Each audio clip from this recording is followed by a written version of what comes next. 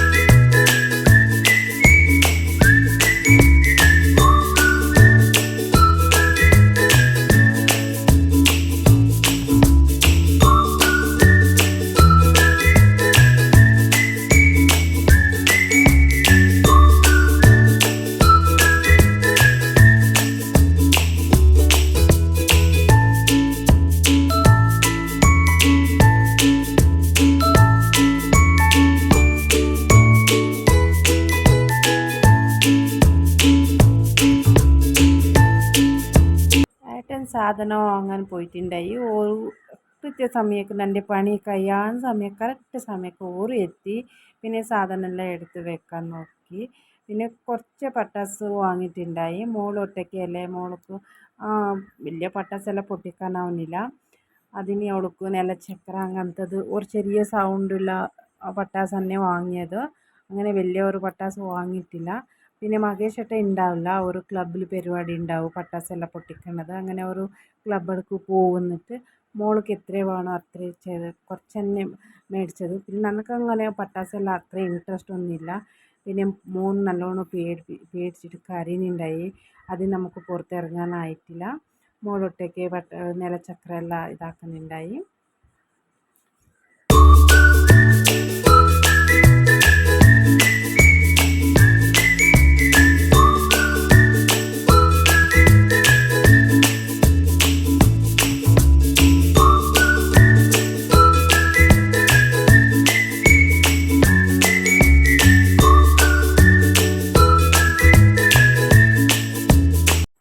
ഉറങ്ങുന്ന സമയം മോൻ ഉറങ്ങി, എല്ലാവരും ഉറങ്ങി. അപ്പോൾ ഞാൻ കണിക്കെല്ലാം റെഡിയാക്കാൻ എന്നിട്ട് എല്ലാം നോക്കുന്നുണ്ടായി. പിന്നെ ഇത് ആദ്യമായിട്ട് ഞാൻ വിഷു കണി വെക്കുന്നത്.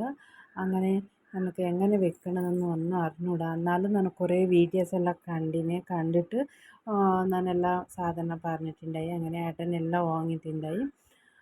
പിന്നെ വെത്തല അടക്ക ഒരു സാധനം നമുക്ക് കിട്ടിയിട്ടില്ല, അതൊന്നും വെക്കാനായിട്ടില്ല. പിന്നെ വിളക്ക് കത്തിക്കുമ്പോൾ കിണ്ടി വേണമായിരുന്നു. കിണ്ടി ഏച്ചിൻ്റെ വീട്ടിലായിപ്പോയി. പിന്നെ ഓരുടെ കല്യാണമൊക്കെ അവർ കൊണ്ടുപോയത് അത് അവിടെ തന്നെ ആയി. ഓറുണ്ടായിട്ടില്ല, ഓർ മോളുടെ വീട്ടിൽ ആഘോഷിക്കാൻ പോയത്. അങ്ങനെ നമുക്ക് കിണ്ടി ഇല്ലാതെ ഒരു പാട്ടിൽ വെള്ളം വെച്ച് അതൊരു വിഷമമുണ്ട്. കിണ്ടി ഇല്ലല്ലോ എന്നിട്ട് എല്ലാം ഉണ്ടായി. പിന്നെ കിണ്ടി ഇല്ലാതായി. അതിന് നമുക്ക് കുറച്ച് വിഷമമായി നമുക്ക് ഏട്ടൻക്ക്. അങ്ങനെ ഞാൻ എല്ലാമായിട്ട് കണി വെച്ചിട്ടുണ്ടായി. രാവിലെ എണിച്ചിട്ട് കുളിച്ചിട്ട് നാനും വിളക്കെല്ലാം കത്തിച്ച് പിന്നെ എല്ലാവരും എണിപ്പിച്ചിട്ട് കണി കാണാൻ പറഞ്ഞ് കണി എല്ലാവരും കണ്ടു. ഇപ്പോൾ ഒരു കിണ്ടി ഇല്ലാത്തത് ഒരു വിഷമം. ഇനി എല്ലാം ഞാൻ വെച്ചിന്. എന്തായാലും ഇവിടെ കുറവുണ്ടോ നിങ്ങൾ ഈ കമൻസിൽ പറയണേ. ഇത് നോക്കിയിട്ട് ഇത് ഞാൻ ആദ്യമായിട്ട് വിഷു കണി വെച്ചത്. അതിന് നമുക്ക് കുറച്ച് ബുദ്ധിമുട്ട് തന്നെ. കാരണം എന്താ തെറ്റുണ്ടോ ഇതിൽ നിങ്ങൾ കമൻസിൽ പറയണേ. പിന്നെ അങ്ങനെ നമ്മൾ വിഷു കണി കണ്ടപാടെല്ലാം പട്ടാസെല്ലാം പൊട്ടിക്കാൻ പോവാണ്.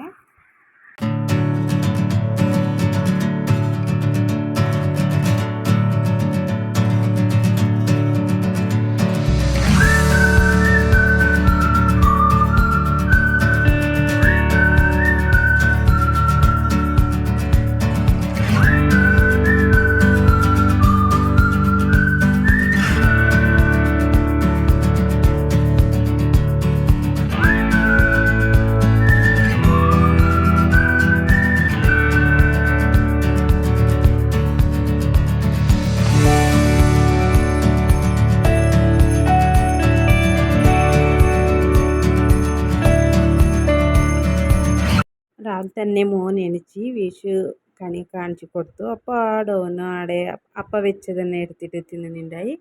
ഒന്ന് കുളിപ്പിച്ചിട്ട് മോള് കുളിച്ച് ഏട്ടനും കുളിച്ചിട്ട് ഓരെല്ലാവരും മൂന്നാളും അമ്പലത്തിൽ പോവാൻ നമ്മൾ നോക്കിയത്. അപ്പോൾ അമ്പലത്തിൽ പോകാൻ നമുക്ക് പറ്റിയിട്ടില്ല. അങ്ങനെ അമ്പലത്തിൽ പോയിട്ടില്ല. ഓരോ ഏട്ടൻ്റെ വീട്ടിലേക്കെല്ലാം പോയിട്ട് വരാൻ എന്നിട്ട് മൂന്നാളും സ്കൂട്ടിയിൽ പോയി.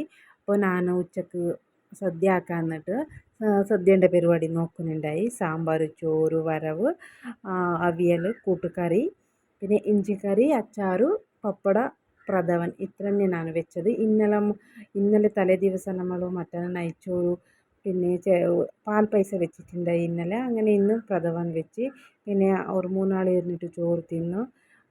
മഹേഷേട്ട ചോറ് തിന്ന ക്ഷീണം നല്ല കടന്നുറങ്ങി. അമ്മയും മോനും രണ്ടാളും. മോള് അലക്കിയ ഡ്രസ്സെല്ലാം മടക്കി വെക്കുന്നുണ്ടായി. ഞാൻ പാത്രം കുറച്ചുണ്ടായി, അതെല്ലാം പാത്രമെല്ലാം കഴുകിയിട്ട് നമ്മൾ കുറച്ച് നേരം ഉറങ്ങിയിട്ട് ഒരു 6 മണിക്ക് എണിച്ചിട്ട് ചായ എല്ലാം കുടിച്ചിട്ട് ഇവിടെ അടുത്ത് നാട്ടിൽ പരിപാടി ഉണ്ടായി. അങ്ങനെ അവിടെ പോയിട്ട് കണ്ടിട്ട് വരാൻ എന്നിട്ട് നമ്മൾ എല്ലാവരും റെഡി ആയിട്ട് കഴിഞ്ഞിട്ട് പോകുന്നുണ്ടായി. അവിടെ പോയിട്ട് നോക്കുമ്പോൾ നല്ല പരിപാടി തന്നെ. നമ്മൾ കണ്ട് കുറച്ച് നേരം ഇരുന്നിട്ട് കണ്ട് കുറേ ഡാൻസുകളുണ്ടായി. പിന്നെ ഗാനമേള ഉണ്ടായി. പിന്നെ ലാസ്റ്റ് ഒരു 12 മണിക്ക് വെടിക്കെട്ട് ഉണ്ട് എന്ന് പറയുന്നുണ്ടായി. അപ്പോൾ ഞങ്ങൾക്ക് വെടിക്കെട്ട് കാണാൻ പറ്റിയിട്ടില്ല. അത്ര വേഗം മോനും ഉറങ്ങി. തന്നെ കയ്യെല്ലാം വേദന എടുക്കാൻ തുടങ്ങി. അങ്ങനെ ഞാൻ മോള് രണ്ടാളിനും മഹേഷേട്ട കൊണ്ടാക്കിയിട്ട് പിന്നെ ഓറ് പോയി വെടിക്കെട്ട് കണ്ടിട്ട് വരാൻ. അങ്ങനെ ഈ വിഷു നമ്മൾ ഇങ്ങനെ ആഘോഷിച്ചത്. ഈ വീഡിയോ എന്തായാലും ഇഷ്ടമായി ലൈക്ക്, ഷെയർ, കമൻറ്റ്സ് ചെയ്യണേ. ഇനി അടുത്ത വീഡിയോയിൽ കാണാം. അവിടെ